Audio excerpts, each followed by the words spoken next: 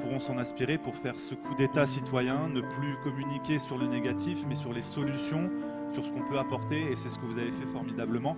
Je voulais juste, avant de terminer sur l'intervention d'Étienne Chouard, faire une petite parenthèse sur l'actualité actuellement avec Martine Donnette. Une question écrite qui a été posée à l'Assemblée, parce que, en gros, depuis des mois, depuis des années, ils essaient de solliciter tous les députés quasiment systématiquement. C'est soit des non-réponses, soit entre guillemets, des excuses, ou ils n'ont pas le temps, ils ne peuvent pas intervenir. Ça peut être le cas, mais généralement, ils s'en soucient peu.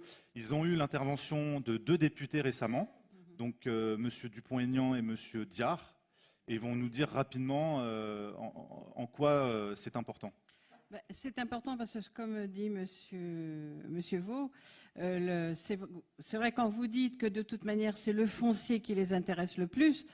Quand on parle des parts de marché, le foncier faisait partie de cette part, surtout sachant qu'aujourd'hui, étant donné qu'ils ont 80% du commerce, ils ont aussi 80% des locaux commerciaux. C'est ça qui est grave par rapport au centre-ville.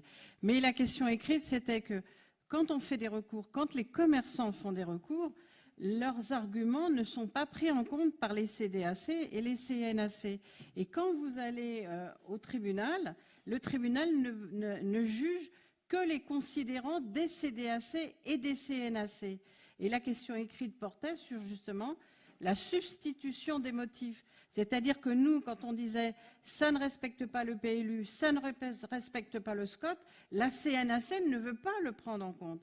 Et la question écrite, c'était comment les citoyens peuvent faire respecter les PLU, les SCOT, les terres agricoles. Donc on en est là, c'est une question de droit. Et la question de droit, c'est pour ça qu'on va pouvoir donner la parole à M. Chouard, parce que c'est une question de droit. Ils ont tout substitué aux citoyens. Et vous avez la chance d'avoir pu faire votre manifestation parce que vous aviez encore 110 commerces qui étaient vivants. Mais quand vous avez des villes où il n'y a plus de commerce vivant, vous avez et les élus contre vous et vous n'avez plus d'alliés avec vous pour faire les recours. Donc chaque situation est très difficile et la vôtre a été chanceuse. Et je vous remercie d'avoir mené le combat jusqu'au bout.